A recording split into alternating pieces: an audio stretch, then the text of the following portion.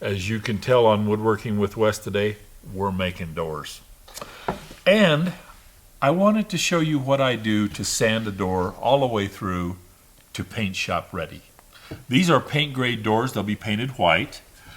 We're making them out of poplar frames, MDF panel core. And this is a typical shaker, square style and rail square shaker design. We're going to sand it. We're going to put an 1/8 inch round over edge on it and get it ready for the paint shop. And I'm going to show you the steps I do. Now the first thing I did, I've already done one step. The first thing I did is I took and I had it flat sanded. You can either use a drum sander or a wide belt sander, but I had it flat sanded so that it's all flat sanded to 13/16. As I make the doors, when I first start out making the doors, I make them at 7/8 of an inch. And that way, when I get ready to flat sand them, I have enough to sand down to 13/16, and that's the size I want to have, the thickness I want to have my door when I'm all done. I've also gone through and puttied any of the joints that might have any gaps or anything like that, so that when I go in the paint shop I don't have any voids. And so I've done that so that it dries. But we're going to start off and we're going to sand 120 grit. We're going to sand our whole door 120. We're going to put a route on it. Then we're going to come back and sand 150. This is the sandpaper that I use on my palm sander. So let's start there.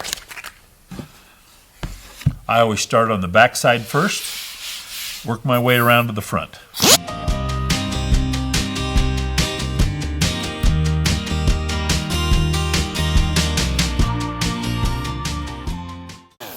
After I sand the back, I sand the edges.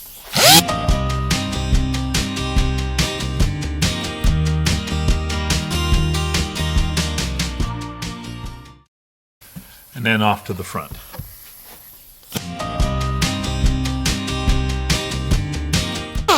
Now I always sand and end up on my cross grains. I do my end panel first so that when I sand my final sand, I'm just sanding the long straight grain. That gives me a better joint when I do that.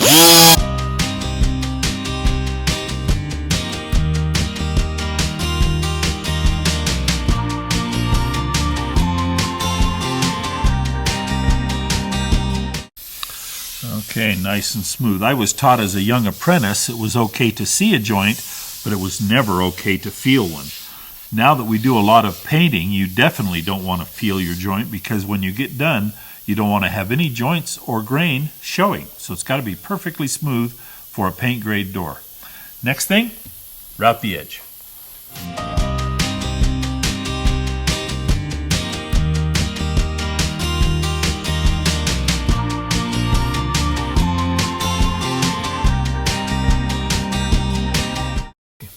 Now we're getting ready to do the very final sand before we go in the paint shop. But in the process of doing the final sand, that's when we do our handwork. We have a sharp edge back here along our panel. We have a sharp edge on the back side of the door. We have sharp corners. And on the front side, we have a sharp edge on the inside of our route. We want those sharp edges to be smoothed over. We also want to sand our routed edge and make that perfectly smooth all the way around. And we'll do that first. Now, I always take a leftover piece of sandpaper, double it over, sand the inside of my route there. It doesn't have to be a lot because this is the back side. On the inside, there's not a lot of work going into that. But then we get to this edge. Now we just sanded our door 120. I'm going to take my 120 grit paper that's already been used a little bit, and I'm going to hand sand my back edge and my front edge. We're going to smooth off that route. We're going to break that back corner and just make that nice and smooth to the touch. And then I always sand my corners a little bit so they're not quite as sharp as just a cut edge. That gives me a nice soft corner for my paint, and it is less prone for damage if it's got a little bit of a softer edge there. So I go all the way around the door, like that, front and back. This is an 1/8 inch round over. When I sand this edge with just my sandpaper, we call that a hand round. A little bit less than an 1/8 inch.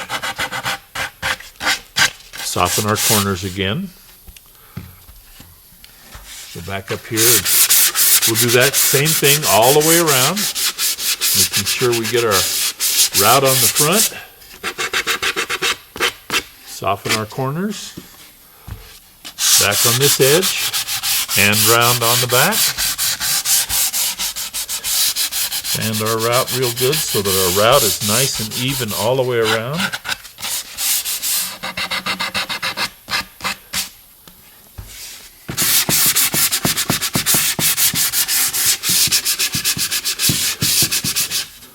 I'm going to work that corner a little better there. Okay, now we've got that part done. We've got to sand this sharp edge here. Now, this is not hard. You just take it there and put your sandpaper and just rub it along there, and you're just breaking that edge. Not even as much as the hand round that we did on the back side. All you want to do is break that edge. You still want it to be crisp. You just don't want it to be sharp.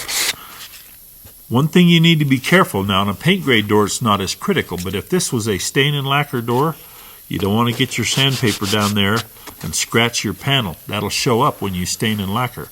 But on a paint grade door, you can be a little less cautious. But on a stain and lacquer door, you want to make sure that you don't scratch your panel when you're sanding your stile and rail edge.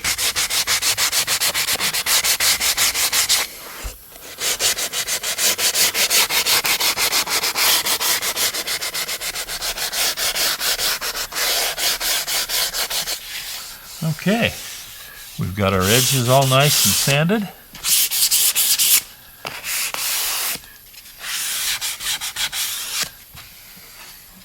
Make sure everything feels good before we do our final sand. And I always do the sander as the final sand, because as you sand with your hand paper, you scratch cross grains and things like that. You want to make sure you have all of that taken out in your final sand with your sander.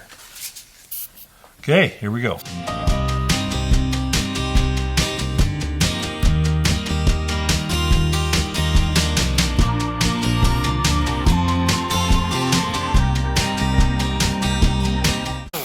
Now, you'll notice that I sanded my frame first and my panel last. Worked my way around. I always do that. On the front side, I sanded the face of my panel prior to my assembly of my door, because you can't get down and sand in here properly once the door is put together. So this surface here has already been sanded to 150 prior to assembly. Now all we have to do is sand our frame 150.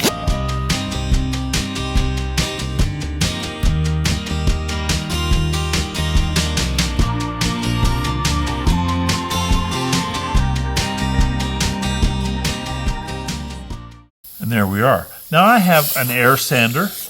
This is a Dynabrade, which is a sander that I like and have used for a long time. We'll check and see if this is available at Amazon and put you a link on. I'm sure you could buy this at Amazon if you want.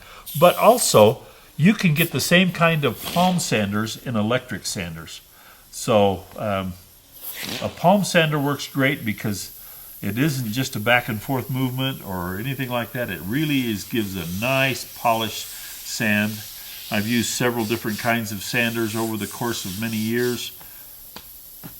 A palm sander is a great sander to finish up your doors. And there it is. We'll blow that off and it's ready for the paint shop just like that. A lot of sawdust. If you're going to play in the wood, get used to it. We'll see you next time when we're making more sawdust on Woodworking with Wes.